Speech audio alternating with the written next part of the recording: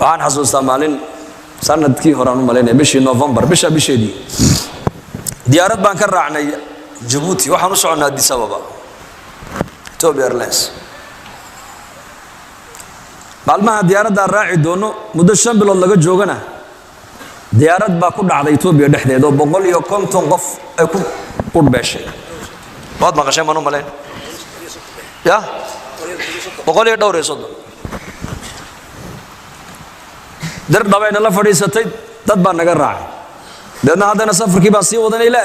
Addis markay u dhawaato waxay gashay roob iyo buuro waana meelihii diyaaraddu ay ku dhacday ugu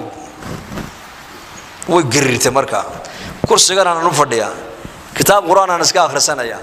halkaana culimo kala fadhida halkana nin daadiisa ku qiyaasay 60 jir oo aan muslim ahayn oo gaal ah oo xabashi ay fadhiya diyaaradii way garirtay markaa quraan kan iska akhrisanaya lugtaydii buu qabsaday naxdin daraadeed markaas aan ku la ilaaha illa allah markaas uu yiri igu cali way garirtay hadana diyaaradii oo naxay aniga hadana ay qabsaday markaa baan la ilaaha illa allah markaas la ilaaha illa allah subhanallah dhageysta musa ajiib wallahi waa masa ajiiba markaasaan ayaan ku iri in xal cabsoon ma ku iri odayada ma cabsoon odayada marka aniga ila socday niman culimo reer Djibouti baa hayano ijtimaac ka dhacay Addis Ababa ayaan u soconaa way iska hurdaniyo marka kursiga dusheeda iska khoorinayaan markaasaan ku iri kuwa ma cabsoonayaan adoo maxal cabsoon wuxuu iri kuwaasi way shaqaysteen anu ma shaqaysan buu iri kuwaasi waa muslimiin way shaqaysteen buu iri ma cabsoonayaan anu laakiin ma shaqaysan buu iri adduunkan aan khamri ku cabaa fisq iyo fujuur iyo balaayo iyo macsiyaan ku jira maxaa markaa wuxuu iri anu islaam baan u baahanahay buu islaam inaan islaamaan doonayaa buu iri hadalkii hadana Saudi garirta diyaaradii markaas oo hadana lugtii qabsaday war isiida la ilaaha illa allah markaas uu iga dabeeyo la ilaaha illa allah diyaaradda markay nala fadhiisatay baan fursad baan helay waan ka faa'iideystay waxaan ka yiri waa inaad islaamtaa wuxuu iri islaamnimadu bariyahan oo dhan maskaxdayda ku dhex guuraysaa buu iri waanan arkay buu iri dadka muslimiintu dad wax weyn aaminsan inay yihiin waan arkay buu iri rag badan oo ganacsato muslimiinana saaxiib aan lahayn buu iri marka isoo duceeyay buu culimadan ay ugu sheekay isoo duceeyaan anna ballan waan islaamaya buu iri hadalku halka noo maray marka ayaa la soo dhaadhaca waxaan xasuustay marka aayadaas وإذا ركبوا في الفلك دعوا الله مخلصين له الدين فلما نجاهم إلى البر إذا هم حالة هذاك مركي كنت مع دبا إلهي كوا قال ذا حاجة أصور ذا حاجة إلهي فرعون مركي لقب تبع آيات لا تصبع نبي موسى صور تجربة لي وقال يا أيها الساحر ادع لنا ربك بما عهد عندك لئن كشفت عنا الرجز لنؤمنن لك ولنرسلن معك بني إسرائيل سقال آيات با إلهي فرعون وتصي آيات كي وحا كمدها الضوفان با لتصي ديك با لتصي أيح با لتصي إنجر با لقصة لدي آيات كستمركي لتصوى فرعون وحق موسى أي دقيه المركو كسوا ويبع وعير هذا النبي موسى إنه وشيقا حدي لنا قاد عقوبة ناس وحن كبلا قادنا إلهنا الرومين موسى أن راعي ريب بني إسرائيل عذاب كان كدين فرعون موسى الله يمدار فرعون ساس وليه مرقاس النبي موسى إلهي ببريا بلا يدي با فرعون لقى قاد عقوبة دي مرة اللي مرقع عقوبة لقى قاد فرعون وحوليه هي سحر بوها وحو نبو قبته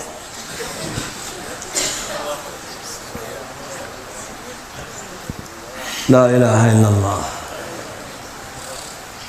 بان انت فرعون لقبت إلهي بكو أردايي إنا كان كورما ما انت لأن قبت حقان وردنا زمن كان أوار بعد عضي إلهي نوما كان أمين هذا حقان لو غيلا دان درتا يا ده لو سو قرمدا هيدا سما فلكا هيدا كهرتقى مصيبوين كطبيعي هيدا علم باريستا ساداشة هودا إذا عدوا صوفر يسن فعالية جامعية والدبلوم 6 وعلى قولي إنك master buu sitaa haye waxa uu ka faalloodaa hawada iyo cimilada ayuu wax ka barto wax ka sheegaa markaa buu odhanayaa isniinta soo socda roob baa daaya alaabta urursada laa ilaaha ila allah qulu laa ilaaha ila allah hay-adda caafimaadka adduunka waxay ku odhan xanuun caalami adduunka yimidee sanka iyo gacmaha xidha man ataa caraafan aw kaahinan fasadaqahu mima yaquulu faqad kafara bima unzila calaa muxamed faaliye iyo fooxle buu nebigu yidhi labadaa ninka la fadhiista ee waxay sheegayaan wax ka rumaysta buu nebigu yidhi shareecaddii aniga igu soo degtay ninkaas waa ka galo buu rasuulku yidhi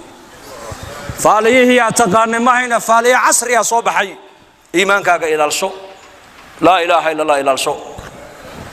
hayb waxa iman doonee soo socda ilaahay maana cid kale ma taqaano ina allaha cindahu cilmu الsaaca wayunazil اlghayth wayaclamu ma fi اlarxaam wma tadri nafsu maada taksibu gadan wma tadri nafsu biأyi ardin tamuut ina allaha caliimu khabiir saacadda qiyaamadu markay dhacayso ilaahay mooyaane cid kale ma taqaano roobku markuu da'ayana alla mooye cid kale ma taqaano caloosha waxa ku jira madakar baa mise waa untaa ma lab baa mise waa dhidig ilaahay mooyaane cid kale ma taqaano adu halka aad baritoola waxaad kasbani doontidna ma ogid halkaad ku dhimanaysana ma taqaanin mid baa baryahan dhakhtarada waa aalaad casriya la helay moogtahay oo ay leeyihiin waana wax jira aqoon la gaadhay way dhici kartaa ma inkirayno laakiin waxna waa run bay noqotaa marmarna been bay noqotaa islaantii 7 bilood la saaraya ekooga iskaanka la saaraya computerka waxa la leeyahay gabadh islaanta gabadh wiil bay ku sidaa midda lagu yiri 7 bilood markay gashaa loo saaray wiil bay sidaa haddana 8 bilood markay gashaa loo saaray wiil bay sidaa 9 bilood markay madaxa la gashaa loo saaray wiil bay sidaa maalintay dhashaa laga yiri gabadh bay ku dhashay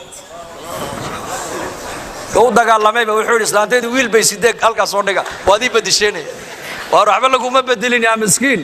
aaladan bini aadam baa sameeyay boqolkiiba boqol run ma sheegayso aaladan bini aadam baa sameeyay boqolkiiba boqol run ma sheegayso horumar baa la gaaray maaha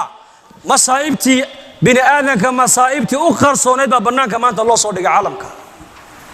sagoo qofkii oo nool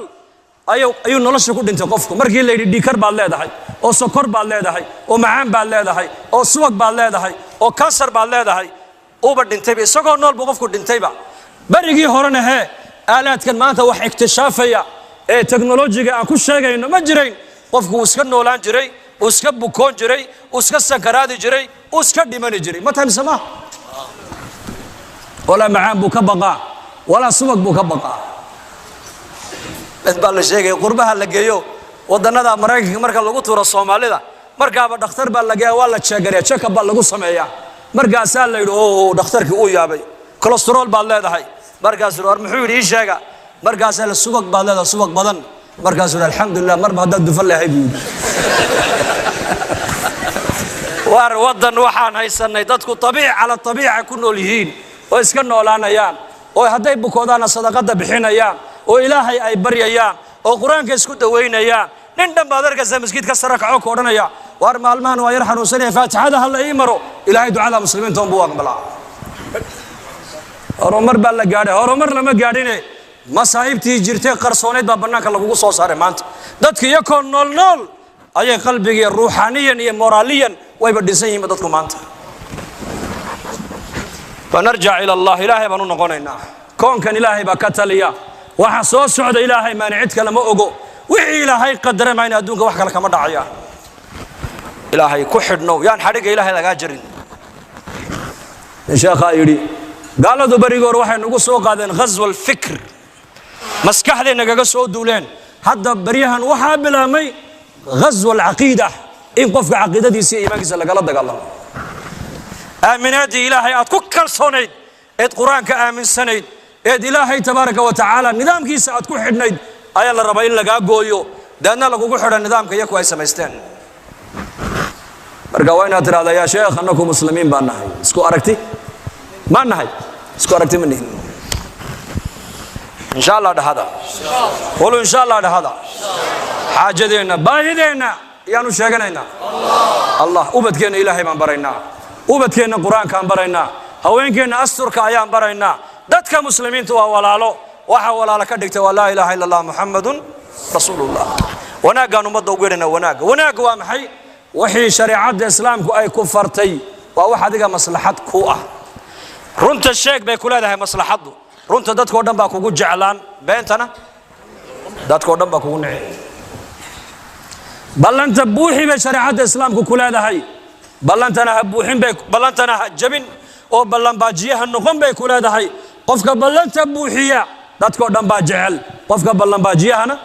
dadkoo dhan baa neceb shariicada islaamku waxay ku leedahay amaano qof la noqo haddaad amaano xaafid noqoto dadkoo dhan baa ku jeclaanay haddaad laakiin aad noqoto khaayin hooyadaa iyo aabbahaa wasa kaa ilaalinayaan wanaagay shariicada islaamku kugu yeedhayso waa waxa dadnimada kaaga dhigaya dadka kugu dhex daraya qiyam akhlaaqda wanaagsan ayaa qof kaa dhigaysee qabiil iyo aqoontan maadiga iyo dhaqaalaha aad haysatid kaa dhigi maayo dad ogow diinta islaamka wanaagay kugu yeedhaysa ayaa dad ku noqonaysa fanatacalam diinteenna baranaynaa diinteenna ummadkeenna baraynaa raggeenna waaweyne diinta ilaah baan ka shaqaynaynaa war maxaa ka shaqaynaa diintaan ka shaqaynaynaa ayaa u daaray diinteenu ka shaqeeyo wallaahi diintu shaqay u baahan tahay maanta shaqo habeen saddexaad baan hawdkaan u baxnay meel gaashaamo la yidhaha baan tagnay 4 cishaan ku maqnay duhur magaalaan marnay casar tuulaan marnay tuulaan maalin baad duhur la tukan dadka aan la hadlaynay salaada inta imanaysa iyo inta maqaaxiyaha fadhida jaadka cunaysa inta maqaaxiyaha fadhida jaadka cunaysa salaada aan u soo kacayn 80% baa ku qiyaasay salaadii عمود الإسلام ودبدحاتي دين الإسلام كان ما أنت مجتمعنا كل أحد ضيعان وما دمر كافرد وما بهنا ما أنت صعد بأوبه أنت حيوبه أنت صعد سيدات كبد بعدي صادق يوم مدة كبد بعدي لا يدود ذلك دعوة دوية ودل يردنا وضيدنا عامدنا علماءنا وأنا نقعمين تونس 5 سنة دين تدلك إنه هو ذكرنا يا ودي أردين